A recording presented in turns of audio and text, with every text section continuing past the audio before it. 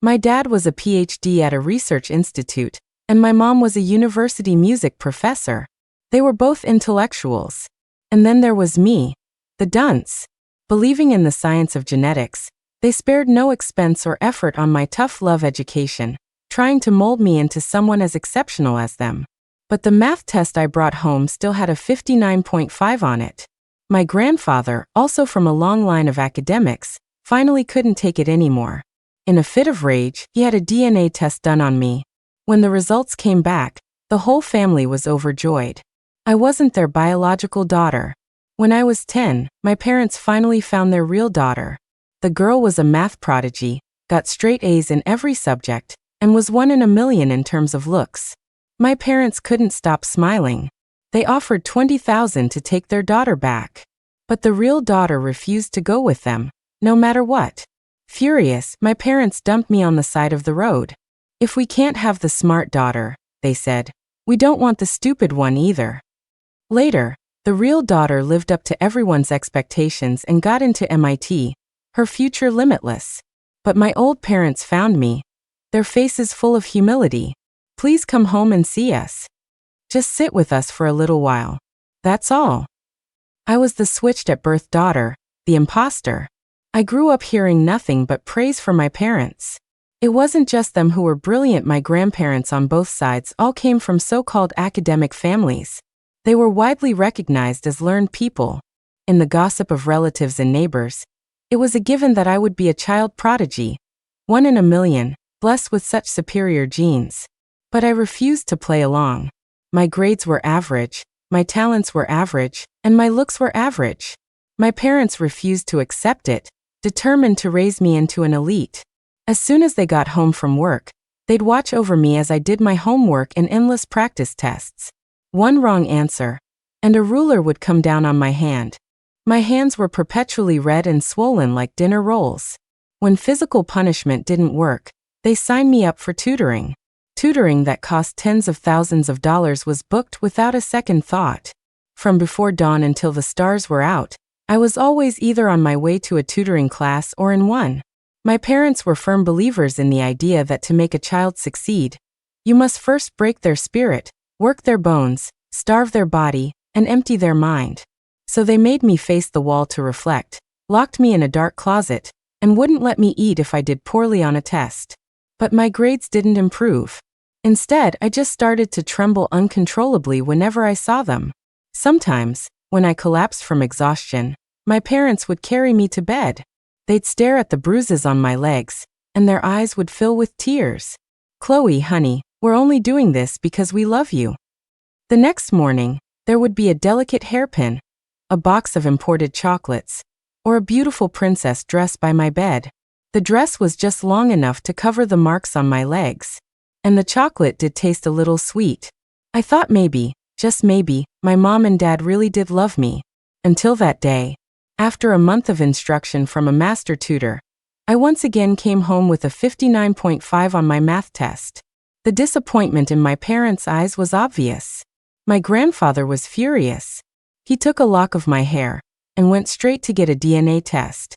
The results came back quickly, and the whole family was ecstatic. It was the first time I had ever seen them so happy, truly, deeply happy. I wasn't their biological daughter. Their beliefs were correct. Genetics didn't lie, and their tough love education wasn't the problem. The problem was the fake daughter. After that, they stopped paying any attention to me. They left me at home to fend for myself and focused all their energy on finding their real flesh and blood. When I was 10, my parents finally found their real daughter. The girl was a math genius, aced every subject, and was stunningly beautiful. Although she had been adopted by a farming family, her parents did everything for her, treating her like the apple of their eye. My parents were beaming. They kept saying, "See? It's all in the genes." They quickly took out $20,000, ready to bring their daughter home.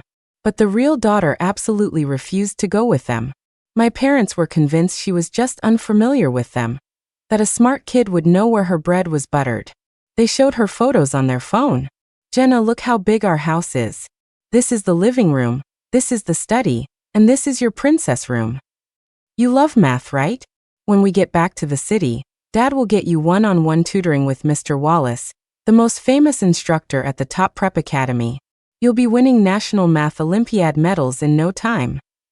But no matter what my parents said, Jenna wouldn't budge. She waved a stick at them and chased them for nearly a mile. Seeing they couldn't take their biological daughter home, my parents turned their anger on me and just left me there. If we can't have the smart daughter, we don't want the stupid one either. I cried and screamed, refusing to accept it. But my parents just said coldly, "You're not our blood. We have no obligation to raise you." I knelt in front of their car, calling them Mom and Dad, sobbing that I would study harder from now on, begging them not to be so cruel. But my father just cursed. "Get out of the way. You idiot. What good are you to anyone?" His shouting made me tremble all over. But I clenched my teeth and stayed kneeling right where I was. The car sped away, leaving a trail of dust. A crowd of onlookers had gathered around me. Bits and pieces of their chatter reached my ears. They got the wrong baby at the hospital. Now they want to switch them back. I heard one of the girls is a genius, and the other one has issues. I guess everyone wants the smart one. The crowd's gazes slowly shifted from curiosity to sympathy, and then to pity. People came. People went. I sat quietly on the curb, hugging my knees. That day, I watched the sun rise and set. I remembered a book I'd secretly read. "Come and play with me. I am so unhappy. I cannot play with you. I am not tamed." But I, Chloe, had been tamed by them. I looked up. That day, I watched the sunset 44 times. It was true. When you're sad, you love to watch the sunset. You even forget to notice the sound of footsteps drawing near. After a long, exhausting day, I was tired and hungry. Watching the sunset, I rested my head on my knees and fell asleep. In a daze, I felt a pair of rough hands stroking my hair. These weren't the hands of my adoptive mother, Eleanor. Her hands were always perfectly manicured. I opened my eyes, suddenly alert. Standing before me was an ordinary-looking country woman. She wore a simple, clean, slightly faded blouse and dark pants. Her hair was neatly combed, and she had a tidy, capable air about her. I recognized her. She was the woman Jenna had been clinging to, crying that she didn't want to leave. She was my biological mother, Sarah. Seeing I was awake, a flicker of nervousness crossed her face, but she maintained a calm smile. "Honey, Mom, I'm sorry I'm late. You've been through so much today."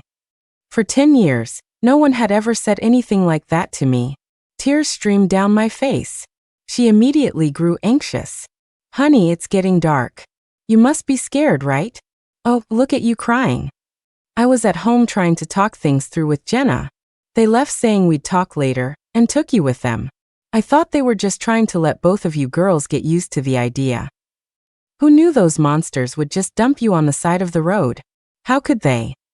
She was so angry her face turned red, and her hands trembled slightly. Hearing her words, I wiped my tears and stopped crying. Everyone said I was stupid, but I understood that she was one of the very few people on my side. Seeing that I'd stopped crying, she stopped scolding and asked tentatively, "You're Chloe, right? Can I call you that?" I nodded. Seeing I was in a better mood, she said gently, "Chloe, would you be willing to come home with Mom with me?" Looking at her kind, simple face, I blurted out, "Mom, yes, I would." Her eyes instantly reddened, and she quickly wiped away a tear with her sleeve. "Oh good. You're such a good girl." This was so weird. Someone was actually calling me a good girl, not a lazy or stupid kid. So I naturally took her outstretched hand and followed her home. The golden sunset bathed the village in a warm glow. She pointed out the sights as we walked. Before long, we arrived at her house. A big yellow dog started barking, probably smelling a stranger. I jumped, startled. She quickly asked, "Are you afraid of dogs?" "Stay right here. Don't move. I'll get him out of the way." She led the dog away. Worried he might scare me again if she went out the gate, she hoisted him over the wall. "I didn't know you were afraid of dogs, but Rusty is very smart. After you've been here a little while, he'll get to know you and stop barking at you." Still a little shaken, I held her hand tightly as we walked into the yard. A pair of eyes stared intently at me. It was Jenna. "Mom, you brought her back," she said, looking at Sarah and enunciating every word. Sarah looked at Jenna with affection. I did, Jenna. Chloe was terrified on the road. If I hadn't heard from little Timmy, who was in the crowd, I never would have known she was left all alone. Jenna looked at me with contempt. You idiot. If you got left on the road, why didn't you just follow some of the villagers home? As she spoke, she reached out and picked a piece of straw from my hair. This was the home where she had lived for 10 years. She probably saw me as an enemy. Even though this was my biological parents' home, my adoptive parents had always called me stupid. I figured no one would ever really want me. Since my birth mother was willing to take me in for now, I'd better be on my best behavior. I didn't want to end up homeless. So I met Jenna's gaze and said meekly, "You're right. I'm so stupid. My parents said I have the brains of a pig. I'll try to be smarter from now on." Hearing this, my birth mother's eyes turned red. Those monsters. Who says that to a child? Honey, you're not stupid. Let's not ever say that about ourselves again, okay? I nodded, not quite understanding. Jenna stared at me for a second. Chloe, are you just going to be whatever people say you are? Don't you have a mind of your own? If someone calls you stupid, you call them stupid back, got it? That made a lot of sense. Why hadn't I thought of that? She really was a genius. I nodded eagerly. Then Jenna put on a proud face. Chloe, if you call me big sister from now on, I'll teach you how to get smart. Even though we had the same birthday, as long as I could get smarter and stop being a burden, I'd call her queen, let alone big sister. I immediately nodded. Big sister. Jenna smiled and patted my head. Good girl, little sis. Seeing that we were getting along, my mother relaxed a bit. Jenna, Chloe, you two play for a bit. Do you want noodles or fried rice for dinner? I quickly said, It's okay, I'm not hungry. I was the newcomer. I had to cause as little trouble as possible. What if they decided they didn't want me after all? But my stomach rumbled loudly. My mom laughed. I saw the hens just laid some eggs in the yard. I'll make you some tomato and egg noodles. Chloe, do you have any allergies? I immediately shook my head. My mom was fast. In 10 minutes, a fragrant pot of tomato and egg noodles was ready. It had been so long since I'd had a hot meal. My adoptive parents had been so focused on getting their real daughter back that they'd left me at home, where I could only find leftover bread and cold rice. These noodles, hot, tangy, and delicious, were incredible. I couldn't help but eat 2 big bowls. I felt like I was coming back to life. I ate quickly, but years of strict table manners meant my movements were still graceful. When I finished, I placed my utensils neatly on the table. That was really delicious, I said, and I meant it. My mom looked at me with affection. I'm glad you liked it. In contrast, Jenna barely ate. Mom looked at her with concern. Jenna, is something wrong? Don't you like it? She shook her head. No, I'm just not very hungry. After dinner, sitting in the unfamiliar little yard, the day's events came flooding back to me. I understood that from this day forward, my life was going to change dramatically. The parents I had known were no longer my parents. I had to start adjusting to a new life. Luckily, this new life didn't seem so bad so far. This family had 4 people. My biological father, Mr. Miller, worked out of town, and I had a younger brother, Leo, who was in 4th grade. Speak of the devil. A little while later, Leo came home from school. He looked at me with hostility. I heard people on the road saying, "You're slow." My sister is Jenna. You're not my sister. His mother's face darkened. Leo, you little rascal. What did I tell you? No being rude. Leo shot me a dirty look and ran off. I understood. Everyone wants a genius for a sister, not a dummy. Mom glanced at me reassuringly. Chloe, don't mind him. He'll come around in a few days. With nothing to do, I subtly watched the family out of the corner of my eye.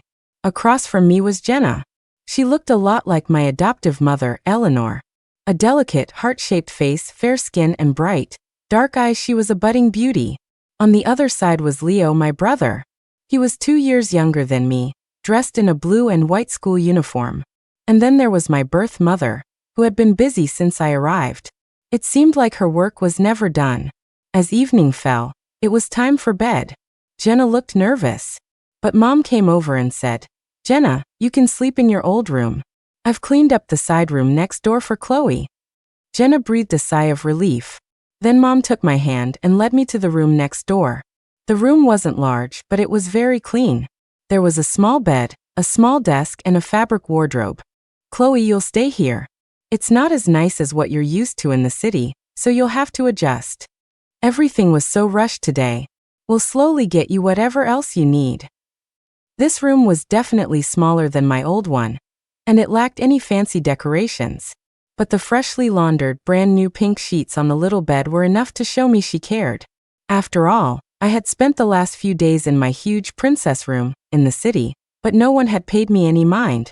I smiled at my birth mother. "Mom, this is great. Thank you. You've worked so hard." Her eyes welled up again, and she suddenly pulled me into a hug. "Oh, sweetie, you're so considerate and well-spoken. You just warm my heart." Just then Jenna came over and saw us. A real daughter is a real daughter. Makes an outsider like me feel completely redundant. Mom quickly pulled her into the hug too. "Who says that? You're both my good girls. You're both Mom's real daughters." Jenna broke into a smile. "Now that's more like it."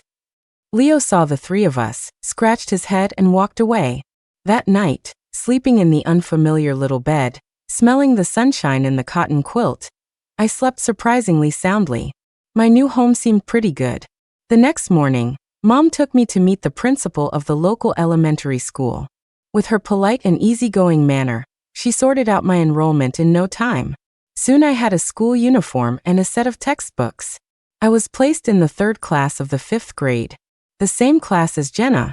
Mom smiled. "You two are sisters. You can look out for each other at school."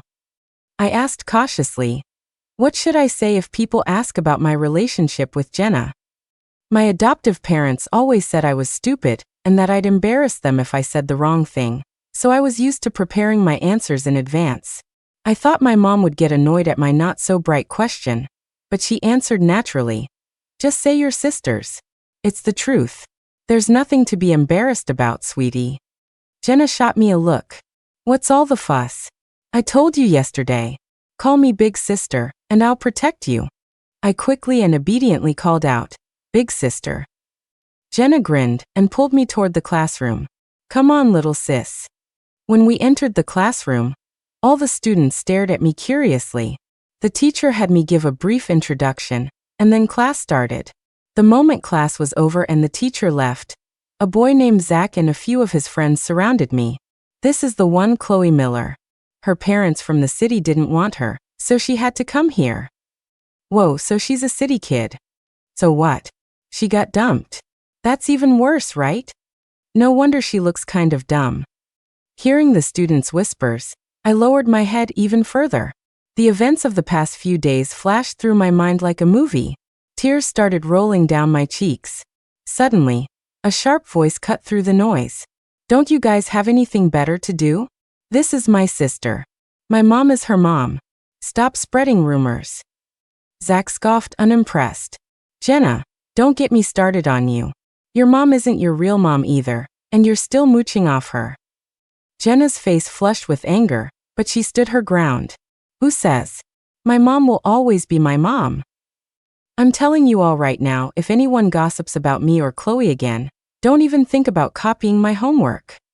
As soon as she said that, the group scattered. "Jenna, you're the class president. I need to borrow your answers. Otherwise, my dad's gonna tan my hide if my homework isn't done." Only Zach walked away, still looking defiant.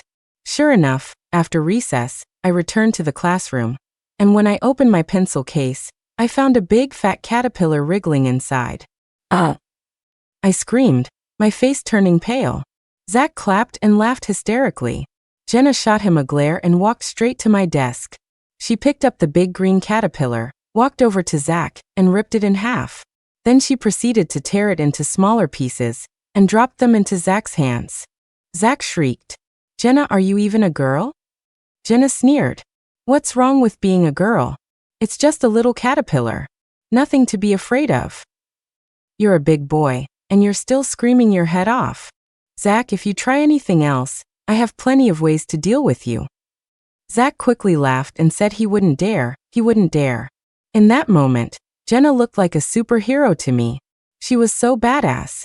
I went over to her desk and said with pure admiration, "Thank you, big sister." She just shrugged. "No problem, little sis. I told you I'd protect you." A warm feeling spread through my chest. Having a big sister was pretty great. The coursework at the new school wasn't that difficult, but it wasn't easy either. It took me a long time to do my homework. Jenna would finish her homework and 2 sets of math Olympiad practice sheets while I was still slogging through my calculations. This annoyed Jenna quite a bit. "Chloe, are you dragging your feet on purpose so you don't have to do chores?" With Dad away, Mom had to take care of several kids and work the early shift at the town supermarket. It was tough. So the kids helped with whatever chores they could. Washing dishes, doing laundry, and mopping the floor were usually done by Jenna and Leo. I wanted to help, but I was stuck on 2 math problems. Jenna put down her broom to help me, but after just 5 minutes, she lost her patience. "Isn't this the exact same method as the example in the textbook? They just changed the numbers. You can solve it the same way." I tried to calm her down. "I know you're getting frustrated, but please just take a deep breath. The thing is, I don't understand the textbook example either." Jenna rolled her eyes, took a deep breath, and declared heroically, "I refuse to believe there's a problem I, Jenna Miller, can't solve. Come on, little sis. Try it like this." She explained it to me slowly, using a different approach, and I actually understood. Leo, who was watching from the side, burst out laughing. "Chloe, finally someone in this house is on my level. I guess us normal kids just think differently. We'll leave the math Olympiad stuff to the geniuses." It was the first time a family member had ever suggested that I wasn't stupid, just average. I was so happy, because Leo said he was just like me. For years, all I had ever heard was, "You idiot. You can't do anything right. Do you have the brains of a pig? Just looking at your dumb, lifeless face makes me angry." Then they would drag me to a corner for my tough love education. Leo asked me, "What's a tough love education?" I instinctively pointed to the corner. My adoptive parents would stand in the light, casting a shadow over me. A hand would rise high and come down hard. A foot would kick out in a rage and land with a thud. My face, my legs, my body would burn like they were on fire. But worse than the beatings were their furious screams. The voices would fade in and out, and sometimes a contorted, shouting face would lunge at me. At first, I was terrified, but after a while, I learned what to expect. I would just stand there quietly, like a machine, not thinking, just breathing softly. Eventually, they would get tired of yelling and stop. One would get a drink of water, the other would smoke a cigarette. And I would kneel before them, obediently and numbly repeating, "Dad, I was wrong. Mom, I'll do better next time."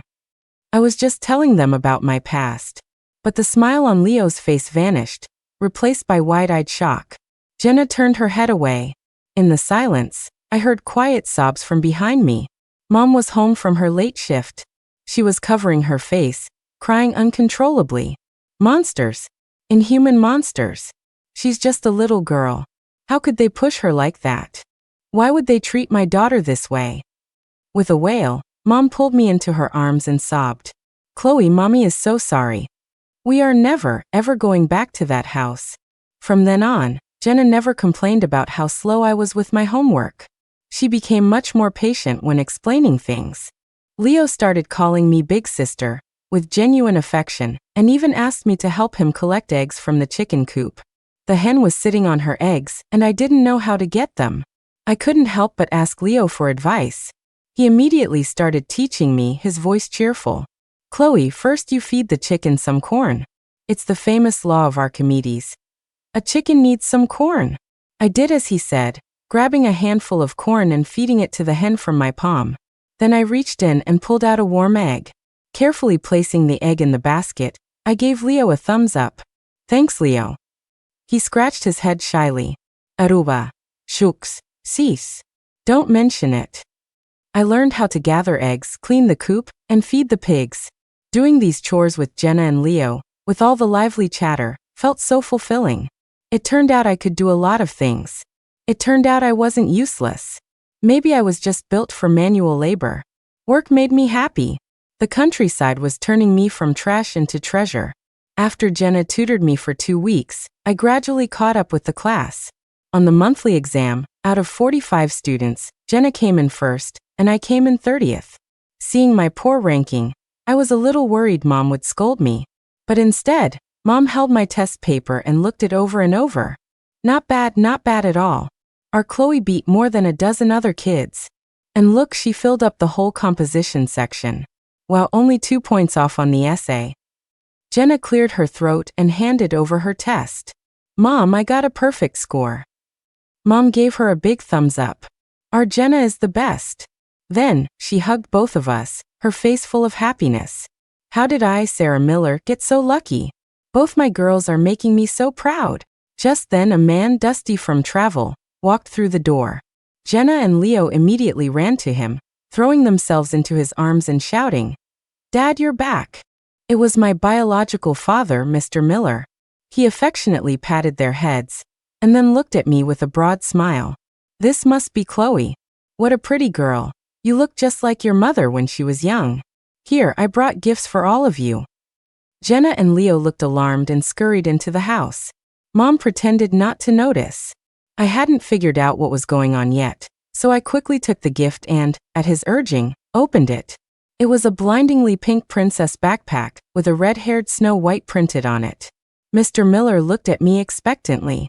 "Do you like it?" I shook my head, then quickly nodded. Jenna and Leo burst out laughing. "Dad, stop putting her on the spot." Jenna's gift was the same as mine. Leo got a light-up Ultraman sweatshirt. Mom's gift was a color-changing lipstick that shifted through all the colors of the rainbow. Mom smiled at Dad. "Honey, not bad. Consistently you." Later, Mom made a hearty chicken stew to reward us and welcome Dad home. The dinner table was filled with Dad's cheerful voice, telling stories of his travels that made everything sound magical. Everyone was smiling. That meal was absolutely delicious. To thank Jenna for tutoring me, I used my allowance to buy 2 chocolate bars, one for her and one for Leo. The day my adoptive parents abandoned me, I happened to have a $10 bill in my pocket. Leo took his chocolate and scurried away happily. Jenna took her chocolate, broke off half for me, and after a moment of silence asked, "Your parents in the city, what are they like?" She was asking about her biological parents. "They drive a fancy car, live in a big house, they're rich, right?" With my mouth full of chocolate, I mumbled, "Well, My mom is a music professor at the university. She's very elegant and beautiful. My dad is a PhD at a research institute. I hear he's brilliant. He likes to study math Olympiad problems in his spare time." My adoptive father had bought me tons of math Olympiad workbooks and demanded I practice every day. I had no choice. He would hit me. But the problems were a foreign language to me. He would beat me while lecturing me. "Is your brain even turned on? How many times have I explained this and you still don't get it?" My adoptive mother was confident I would inherit her artistic talent and made me take singing lessons. But I was tone deaf. Listening to my flatline singing, she would tremble with anger, abandon me at the lesson and leave. But they were intellectuals. They knew how to apologize to a child. After every beating, they would give me a gift the next day or take me out for a fancy meal. They would watch with loving eyes as I unwrapped the present, as I ate the food kids like, and their own consciences would be soothed. I guess I got used to it. Jenna looked at me with a complicated expression. "Why didn't you fight back?" I was stunned. Why would I fight back? They said it was all for my own good. Jenna scoffed. The nerve. Then she looked at me seriously and said, "Chloe, remember this. Anything that makes you feel safe is for your own good. Anything you can't refuse is not." I was confused. But whatever Jenna said had to be right. After all, she was a child genius, destined for MIT. Life went on peacefully. In the blink of an eye, I had been here for a whole semester. On the final exams, Jenna was still first. I placed 20th. I skipped home with my backpack, excited to tell Mom the good news. But when I pushed open the door, I froze. My adoptive parents, whom I hadn't seen in ages, were sitting on the sofa. Across from them, My mom and dad looked worried. My adoptive mother wore her usual elegant, fake smile. Sarah, we need to be reasonable. Chloe has lived with you for 3 months now. It's time for Jenna to come and live with us. My mom stood up, her face grim. This isn't about money. It's about what the child wants. But Eleanor acted as if she hadn't heard. I know a lot of teachers at the top prep academies. A single course costs tens of thousands, and you can't even get in without connections. We can enroll Jenna over the break, just in time to prepare for the National Math Olympiad. It would be such a waste to let her brilliant genes go undeveloped. She's still a child. What does she know? If she doesn't get into a top university like MIT later, her whole life will be ruined. Can you honestly say you'd be able to live with that responsibility? Sarah, I'm just thinking of you. She may be grateful to you now, but what about later? When she runs into trouble and has no one to help her? Don't you think she'll resent you? Are you really going to block her path to a golden future? Mom's face went pale. She swayed, and Dad quickly helped her sit down. Suddenly Jenna's voice cut in. Who said you could bully my mom? Her face was flushed with anger. I had never seen her so furious. The moment my adoptive parents saw Jenna, their faces lit up. My adoptive father said eagerly, Jenna, sweetheart, Dad knows you got first place again. Come back to the city with us. Prepare for MIT. Your future will be incredibly bright. My adoptive mother also hurried over to take Jenna's hand. Yes, we'll find you the best math Olympiad class. Jenna shook her hand off and looked at them coldly. What if I had come in last this time? What if I had been a bad student from the very beginning? Would you still want me? My adoptive parents were stunned, as if they had never considered the question. My adoptive father waved his hand dismissively. Jenna, there's no what if. You're our child. With our genes, it's impossible for you to be a bad student. Jenna sneered. See, you don't want me. You want a set of genes that can be molded to your standards. I'm not going with you. My adoptive parents looked panicked. Jenna, you're our child. Of course we love you. Jenna retorted with a serious expression. What if I told you that besides being good at school, I also talk back? I'm not a ladylike eater, I'm a picky eater when I'm sick, and I don't speak elegantly. Would you still want me then? My adoptive father hesitated for a moment, then smiled. Jenna, those are all things we can fix once you're home. Your mother will teach you all the proper rules. Jenna looked at them and said with great earnestness, I want to be myself, not a lab specimen for your experiment. You should go. I'm not going with you. With that, Jenna grabbed a kitchen knife and chased them out the door.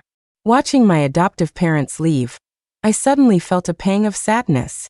They had come all this way for Jenna and hadn't asked about me once. For some reason, I found myself trailing about 50 feet behind them.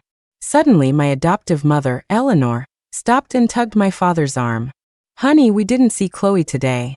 My adoptive father said. Why would we? She's not our kid. There's no need. My mother stood there for a long time before looking up. Honey, what if we talk to them again? If they're willing, maybe we could bring Chloe back to live with us too. We can certainly afford it. For a moment, my heart melted. But then she continued. Jenna will get into MIT. And then she'll probably study abroad and work in a big city. Chloe might be slow, but she's obedient. We can have her stay with us and take care of us in our old age. It would be better than hiring a caregiver. Jenna. It was only ever for Jenna. From beginning to end, I was nothing but a joke. These were the parents who had raised me for 10 years. In that moment, my heart ached as if it were being pierced by needles. A little girl's heart was breaking. I wanted to cry, but I was afraid they would hear me. But they saw me anyway. She knelt down and held out her arms to me. Chloe, can mommy give you a hug? Please talk to Jenna. You can both come back together. I don't know where the courage came from, but I shouted at them. No, I never want to see you again. My adoptive father's face turned red, and he called me an ungrateful, disrespectful brat. That night, the lights in my parents' and Jenna's room stayed on for a long time. I buried my head in my pillow and cried my eyes out, trying to wash away the last 10 years. Including the times when my adoptive mother was gentle and kind. Sometimes you have to pop the blister to let it heal. With 3 kids in the house, my dad, Mr. Miller, worried my mom would be overwhelmed, so he stopped working out of town. He went back to his old trade, and together with Mom, they started catering large, traditional feasts for families in the surrounding villages. Dad was an excellent cook, and with Mom's efficiency and cheerful personality, the orders kept pouring in. They ended up earning even more than when Dad worked away from home. Time flew by. Soon Jenna and I were in the 6th grade. With Jenna's help, my grades improved enough to get me into the top 10 in our class. Thanks to her outstanding math Olympiad scores and her consistent first-place finishes, Jenna was automatically accepted into the best middle school in the city. But even after getting in, she didn't slack off. She focused her energy on supervising my studies. Hard work pays off. I managed to scrape by and get into the same middle school. Jenna and I were still classmates. I told her sincerely, "Jenna, thank you. Without you, I never would have known I could do this well. You made me realize that I can get better, step by step." Jenna grinned smugly. "Well, what can I say? I'm just that good." Then, her expression turned serious. "Chloe, actually, I'm really grateful to you too. This was supposed to be your home. I lived here for 10 years and took 10 years of your parents' love. But since you came back, you've never been jealous or competed with me. Instead, you've been like a little son, always looking out for my feelings." Wow. I instantly teared up. So my superheroine had her moments of fear too. She had been afraid I would steal her parents' love. Never, big sister. Never. We looked at each other and smiled, congratulating one another. My parents were overjoyed and threw a big party, inviting all our relatives and neighbors. But they still had a nagging worry. The Graham family had come to ask for Jenna back at this time every year. But this year, summer was almost over, and they hadn't shown up. Mom asked someone to find out how my adoptive parents were doing. The news that came back was, they just had a baby boy. The whole family is thrilled. They booked a week's worth of banquets at the Sheraton downtown. Mom's face lit up. "That's wonderful. Now both my girls can stay with me without any worries." But her happiness was short-lived, because on the first exam of middle school, Jenna ranked in the 200s. It was the worst she had ever done. In front of our parents, Jenna calmly analyzed the situation. "This is the best middle school in the city. The education standards here are higher than in the countryside, and it's full of top students. I might have been number 1 in our town, but I'm not here." A lot of the kids in my advanced class took prep courses over the summer and already learned the material. This is my first time seeing it, so of course my rank is lower. But late at night, I heard her soft sobs. The pace at this top middle school was fast, and in the advanced class, it was like a rocket launch. After another exam, Jenna's grades still showed no improvement. She was visibly losing weight. Mom was at her wit's end. One time, I overheard her secretly crying to Dad, "Honey, I keep wondering if I made a mistake. We're just ordinary farmers. We don't have the foresight to plan ahead for the kids, and that's why Jenna is falling behind." If Jenna had gone back with the Grahams, she'd probably still be number 1. Dad gently patted Mom's shoulder and told her not to overthink it. "Honey, I may be a simple man, but I don't think there's any one right path in life. Let's just wait and see." My rank was low too, somewhere in the 800s, but the expectations were different. I was pretty satisfied and figured I could improve gradually. But Jenna was a top student. Everyone seemed to expect her to always be number 1. Her score on the 3rd test was even worse. Mom was frantic. She asked around and found out about an elite tutoring center in the city that was famous for boosting grades. But besides being expensive, it was impossible to get in without connections. And the star teacher at that center was the very same Mr. Wallace my adoptive father had mentioned. Mom couldn't sit still any longer. She made up her mind. Without telling Jenna, she took me to see my adoptive parents. After all this time, I never thought I'd be back here. The garden of the villa was as neat and beautiful as ever, and my adoptive mother, Eleanor, was as elegant as ever. She was polite enough to let us in. After Mom explained why we were there, she said bluntly, "I told you so. Jenna's been ruined." Mom quickly tried to explain. Jenna just hasn't had the chance to study ahead or enroll in a prep course. You mentioned last time that you know that Mr. Wallace. Could you possibly talk to him and get Jenna a spot? We'll pay the tuition ourselves. We just need you to put in a good word. Eleanor looked at my mom with cold eyes. It's too late to come begging now. Sarah, have you forgotten how I begged you? I came with money in hand, and I still couldn't get my own daughter back. I warned you that you would regret it one day, but you didn't believe me. Do you believe me now? Mom was desperate to get that spot in Mr. Wallace's class. She pleaded, I'm just an ordinary country woman. I don't know any better. We're both just trying to do what's best for our children. Please, could you help us? But my adoptive mother just laughed. She admired her freshly manicured nails, then pointed to a small child playing in a playpen in the living room, a smug look on her face. I had another child, a son. My son is exceptionally smart. He's inherited our family's superior genes perfectly. I'm going to focus all my energy on raising my son. That ungrateful daughter is a lost cause. She's not worth my effort anymore. Mom was stunned. Eleanor smiled at her. It's not entirely hopeless. Why don't you kneel down and massage my legs for an hour? Maybe then I'll consider it. I pulled at my mom's arm, trying to get her to leave, but I could feel her hesitating. Just then a sharp voice cried out, Mom, don't. It was Jenna. I found out later that she had been secretly following us the whole time. She looked at Mom with a determined gaze. Mom, let's go. A student who can get into MIT without a prep course is the real deal. With that, she took my hand and Mom's and walked away. Before leaving, she turned back and stared daggers at my adoptive mother. Eleanor, I will make you regret this for the rest of your life. Sometimes, people just need an outlet for their emotions. After that incident, maybe Jenna's determined gaze gave Mom confidence, or maybe my adoptive mother's cruelty completely disillusioned her. Whatever the reason, she never mentioned the Grahams in the city again. I spoke to Jenna earnestly. Jenna, I remember hearing a saying once. The problems of today will seem like nothing a few years from now. You'll always be number one in my book. Don't worry too much about 1 or 2 test scores.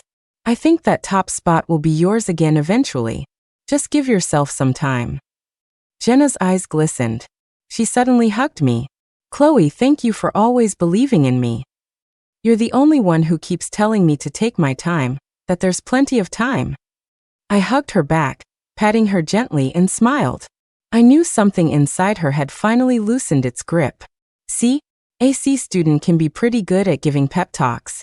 My own rank was in the 7 or 800s, but that didn't stop me from counseling the class genius.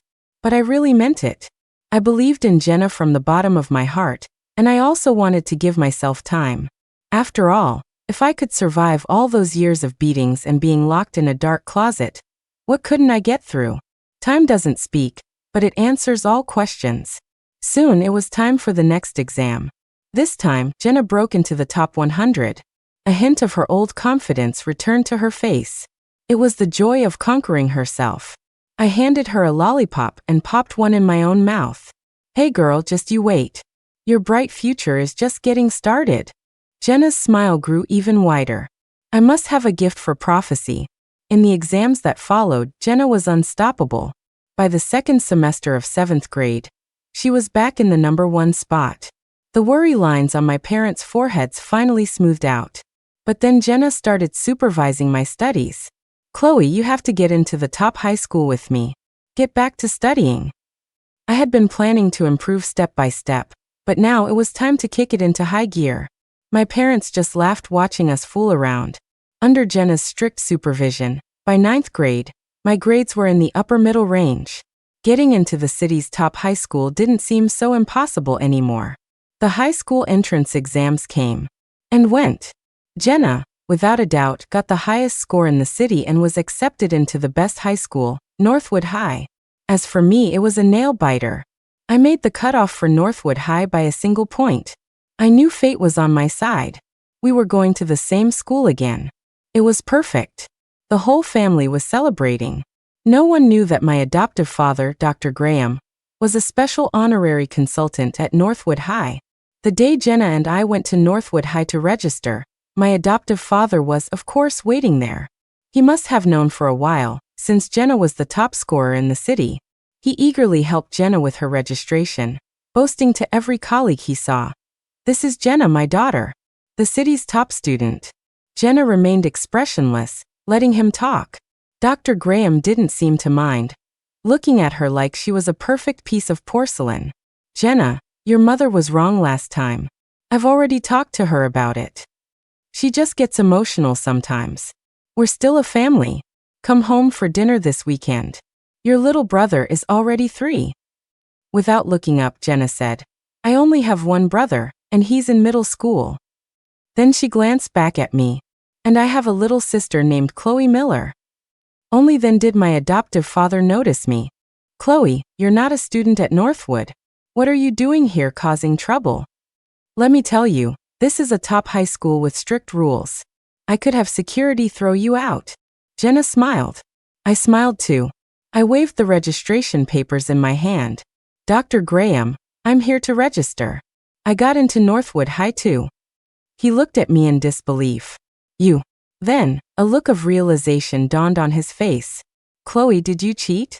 You're a lost cause. We tried beating it out of you when you were little, but it's a matter of genetics." Just then, a clear, gentle female voice came from behind us.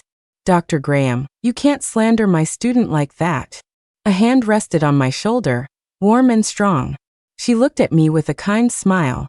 "Chloe, I'm your homeroom teacher. You can call me Ms. Peterson."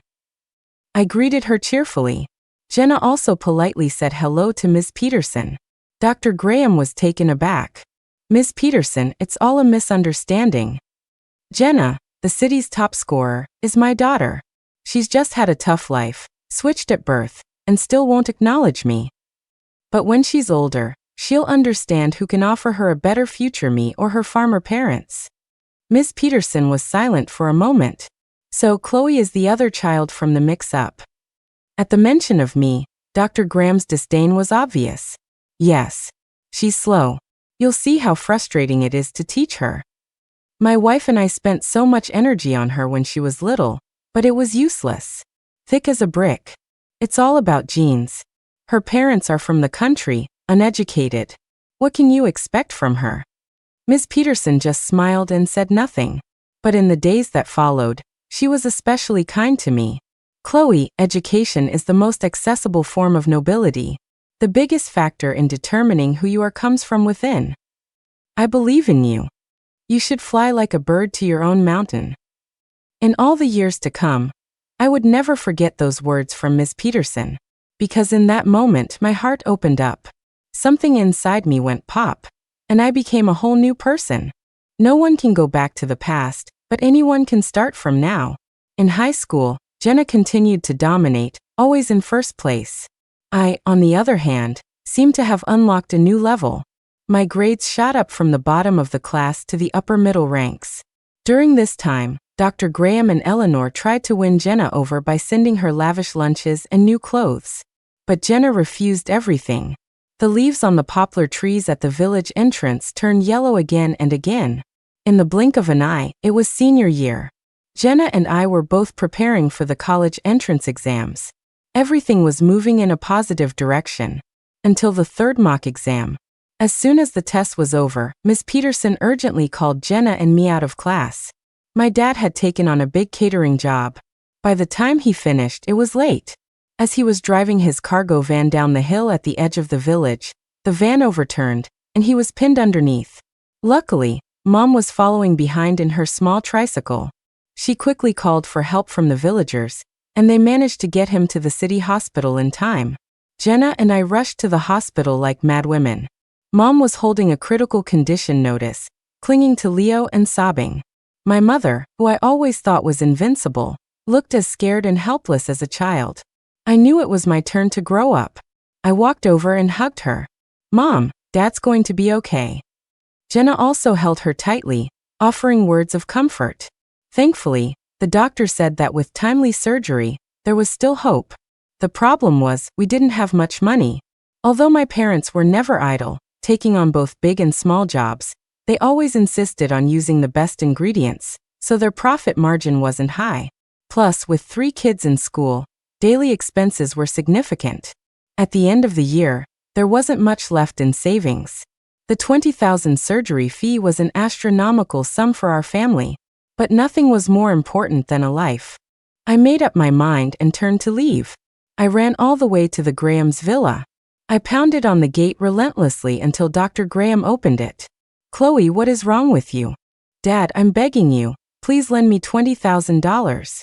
Dr. Graham was taken aback. The day he found out I wasn't his, he forbade me from ever calling him Dad again. But now that I was at Northwood High and doing well, he didn't correct me. He frowned. "Why do you need so much money?" I cried. "My dad was in a car accident. He's in emergency surgery, and it costs $20,000. Dr. Graham looked relieved. He picked up a teacup from the stone table, took a sip, and said slowly, "Chloe, do you think I'm your personal ATM? You just walk up and ask for 20 grand. My money doesn't grow on trees.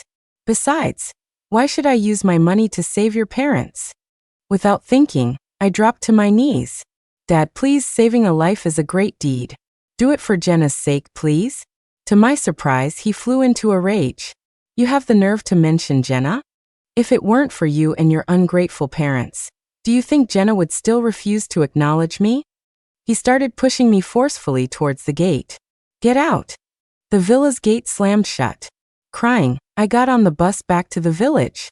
Once there, I went from house to house, visiting all our relatives and begging them to lend me whatever they could. Luckily, my parents had always been good to people, and Jenna and I had often tutored our cousins for free. One family gave $300, another $500 bit by bit. I managed to gather $5,000. I wrote down every single loan in a notebook and etched it into my heart. Every dollar was life-saving money. After collecting the money, I hurried back to the city. At the hospital entrance, I ran into Ms. Peterson. "Chloe, I finally found you. How is your father?" I broke down and told her everything. Without a word, she took out a bank card and pressed it into my hand. "There's over $5,000 in here. Use it for now." "Chloe, I know this is incredibly hard. Listen to me. What you're going through, I've been through it too." Her voice cracked, and she pulled me into a hug. "But everything is going to be okay." I was so moved I almost knelt before her, but she quickly pulled me up. "Good girl. Now go. Helping you is like helping myself." I didn't have time to think. I sprinted to the hospital room. I quickly stuffed the bundle of cash and the bank card into my mother's hands. "Mom, hurry, tell the doctors to operate on Dad. They said any delay could be critical." Mom, Jenna, and Leo stared at me in disbelief. "Chloe, where did you get all this money?" I gave them a quick summary. Tears streamed down Mom's face. "Okay, I'll go find the doctor right now." Jenna looked at me as if she were seeing me for the first time. "Little sister, you're incredible." My genius sister was praising me. I started sobbing. Thankfully, the surgery was successful, and my father was out of danger. The whole family breathed a sigh of relief. Next was rehabilitation. Mom stayed at the hospital with him, while the rest of us went back to school. On the day he was discharged, Dad looked at us with guilt. "This is all my fault. I've been such a burden." I said playfully, "You bet, Dad. And thanks to you, Jenna got first place again, and Leo and I both improved our scores by a ton." Dad scratched his head and smiled. On the way back to school that day, Jenna asked if I had gone to see Dr. Graham. I didn't hide it from her, nor did I exaggerate. I just told her exactly what had happened. We were the same age, and I hoped she would be honest with me too. After hearing the story, she clenched her fists in anger and said hatefully, "If they think I'm ever going to acknowledge them, they can wait forever." The college entrance exams arrived as scheduled. The weather was beautiful that day, sunny and bright. I was in a good mood too. In the crowd, I saw Dr. Graham and Eleanor. She was holding the hand of a 3 or 4-year-old boy. I knew it was Jenna's brother. They were shouting Jenna, but got no response. Then I heard Eleanor call out to me, "Chloe, Mom's over here." I didn't move. I walked straight ahead on the path I was meant to take, my steps light, as if I had never known them. We had made a clean break long ago. After the exams, with time on my hands, I started filming my dad catering his feasts and posting the videos online. To my surprise, people were really interested in these traditional country banquets, and the videos got a lot of likes and comments. So I started posting every day, creating an account called My Country Chef Dad. The third video I posted was for a huge event. Our whole family pitched in. Dad was the head chef, Mom prepped the ingredients, and Jenna, Leo, and I were the assistants. One by one, cold dishes, main courses, and soups were served in a lively, organized, and festive procession. That video went viral. It got over 2 million likes and 5 million views. Our account gained hundreds of thousands of followers. But an even more exciting moment was coming. The exam scores were released. I had done very well on the exam. But Jenna had done even better. On the day the scores came out, Jenna and I checked our results together. I scored a 638. I had surpassed all my expectations, saving my best performance for the final exam. I could probably aim for a top-tier university. Jenna's score, however, was blocked as special status for the highest scorers. I jumped for joy and shouted at Jenna, "Girl, I told you. Your bright future was waiting for you." Jenna, my parents, and Leo all smiled at me. As she smiled, Mom couldn't help but wipe away tears. "I'm just so happy." Just then, Eleanor's call came through. Jenna answered, her face impassive. On the other end was an excited, almost aggressive voice. "Jenna, what did you score? Was it over 700? Are you in the top 30? Has the admissions office contacted you yet?" Jenna scoffed. "What's it to you?" Eleanor grew frantic. "I'm your mother. I'm just concerned about you. Besides, you only did so well because of our good genes." Jenna said coldly, "Some mother you are. The one and only time I needed your help, you refused. Any connection we had was severed then. You almost ruined Chloe. Do you have any self-awareness? And you still have the nerve to brag to me about your so-called genes. Go raise your precious son."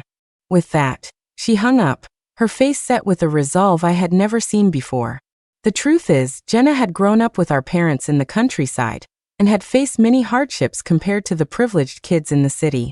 She didn't have a lot of pretty new dresses or fancy Barbie dolls, but when the Grahams came for her, she never once wavered. It turns out, having a lot of love can be enough too. Soon, admissions officers were practically breaking down our door. I was lucky enough to witness the spectacle of top universities fighting over a student. Next, reporters started showing up. Jenna calmly accepted interviews, warmly introduced our family, and answered questions with the poise of a seasoned leader. I also posted the good news about Jenna and me on our social media channel. Soon, the story of the country chef couple whose daughters got into MIT and another top-tier university was being shared across all video platforms. Our own account exploded, and our follower count shot past 1 million. The comments were filled with congratulations and well wishes. But under almost every viral video, there was a comment from Dr. Graham. "This top scorer is my biological daughter. She only got in because of my good genes." Netizens found him bizarre. "Will you leech off of any kind of fame?" Dr. Graham got defensive. "What do you mean leeching? I'm her biological father." He even posted the DNA test results. Now things got interesting. Netizens quickly dug up the story of my and Jenna's past. "You abandoned your daughter, and now that she's gotten into a top school, you're claiming to be her father? Have you no shame? The top scorer was raised by her adoptive parents. And the daughter you called stupid? The country chef parents raised her into a student at a top-tier university. You want people to learn from you? You're not worthy. A lot of people in our village saw you abandon your adopted daughter. You were truly heartless." The online backlash was fierce, and Dr. Graham was publicly humiliated. Seeing that the grand prize of an MIT daughter was out of his reach, he finally gave up. They're both ungrateful brats. Daughters are useless, like spilled water. Luckily, I have a son. I'll focus all my energy on him and make you all regret it. He was just talking to himself.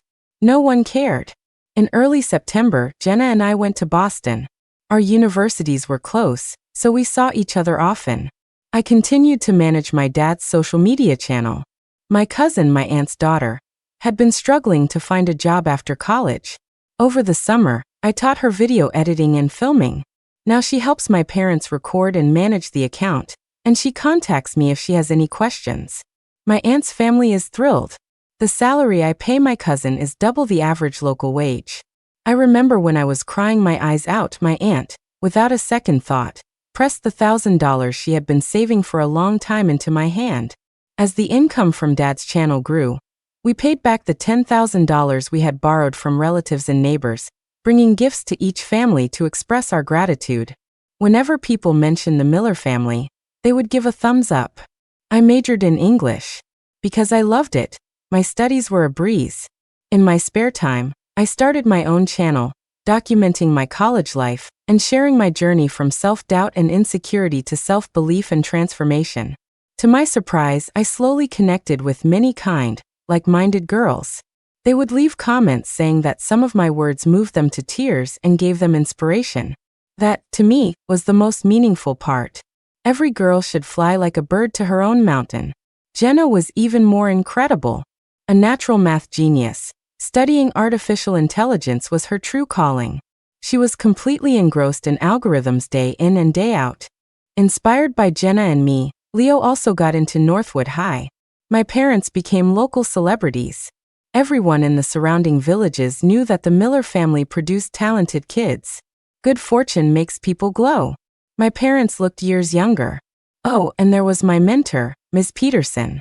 I had long since paid back the money I owed her, but I will never forget her kindness.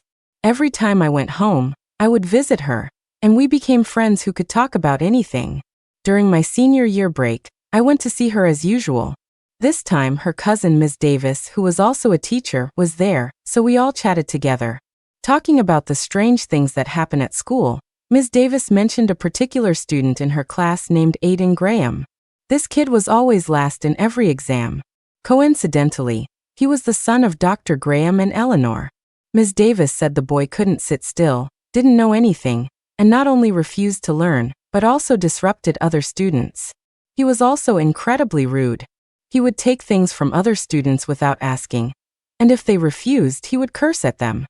He was quick to start fights and once punched a little girl so hard her nose started bleeding. Ms. Davis said that when she spoke to his parents, they were completely nonchalant. Tell that family we'll pay the medical bills. We're not short on cash. My son will not be wronged. Ms. Davis was speechless. After a lot of mediation, the incident was finally resolved. What was even more ridiculous was that when she kindly suggested his parents pay attention to his academic progress, Dr. Graham just waved his hand dismissively. Don't worry. Aiden has our family's genes. His mother and I are both highly educated intellectuals. He doesn't even need to study. Besides, his sister got into MIT, so naturally he's destined for MIT too. It's just a matter of time. Ms. Davis was at a complete loss for words. I never would have thought that Dr. Graham and Eleanor, who had been so strict with me, would be so indulgent with their son. They were still dreaming of success without effort. It was a complete fantasy. Several years passed. Jenna stayed at her university for her PhD and was already involved in major projects. My parents retired. They no longer had to wake up early and work late. They spent their time tending their vegetable garden or playing cards and chatting with friends their age. I successfully joined a well-known media company and continued to grow my own channel, achieving a small degree of financial freedom. After graduating with her PhD, Jenna brought home her handsome, like-minded boyfriend. Like her, the young man had done his bachelor's, master's, and PhD at a top university, but he was witty and humorous, not at all stuffy. They had met through a project. Wow, I was witnessing a true academic romance. My parents were also very pleased, so I treated everyone to dinner at a new grand restaurant in the city. The family had a wonderful time, talking and laughing, and we came home in high spirits. But there was someone waiting at our door. In my memory, Eleanor had always been a beautiful, meticulous woman who cared deeply about her appearance. Now she looked haggard. Her dark hair was streaked with silver, which she hadn't bothered to dye, and her face was etched with fatigue. We had bought this house in the city a few years ago. I don't know how she found the address. My parents exchanged a few brief pleasantries with her, and were about to lead us inside. But Eleanor grabbed my arm and wouldn't let go. I gestured for my parents to go on ahead. Perhaps she and I needed some closure. She slowly lowered her hand, unintentionally revealing a bruise on her arm. Looking closer, I could see bruises on her face as well. I asked her what had happened. She looked a little embarrassed. Aiden is strong. His hand just slipped. Even without her telling me, I knew a little about Aiden's glorious exploits. Smoking, drinking, and playing video games all night at school. He once spent $30,000 on a new game release, which even trended online, and he was quick to resort to violence. But I never thought he would lay a hand on his own mother. Eleanor looked straight at me. Chloe, I was wrong. You were actually the most sensible and caring child. She started to cry as she reminisced about how well-behaved I was as a child, regretting that she hadn't kept me. Chloe, when you were little, you loved it when mommy hugged you.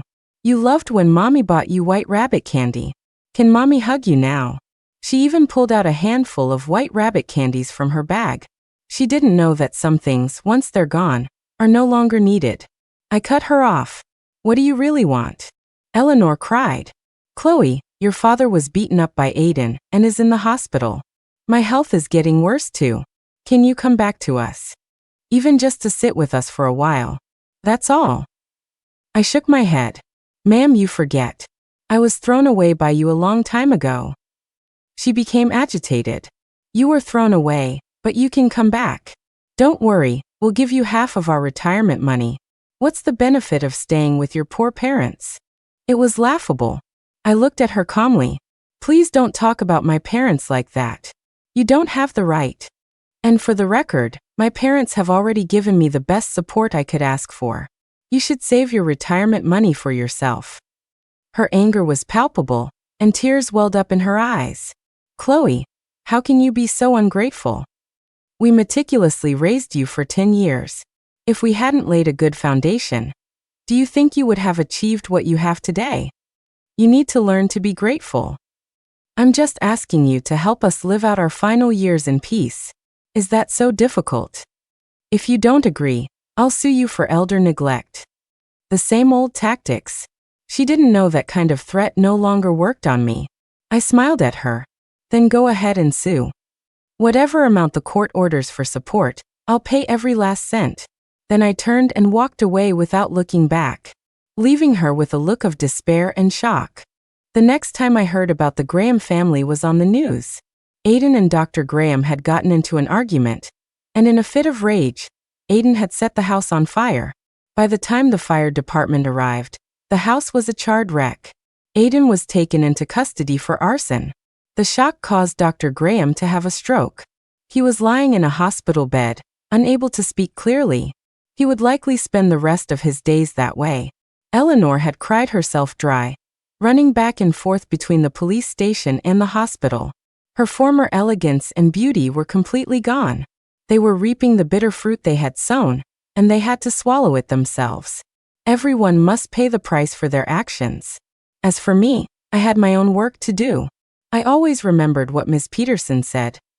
Chloe, helping you is like helping myself. So, I established a charity fund at the school in her name, dedicated to helping students in need. I hope that whenever someone faces a tough time, there will be someone there to lend a hand. Look, the sun outside is so beautiful. My parents' little vegetable garden is lush and green. We each have our own stars to reach for.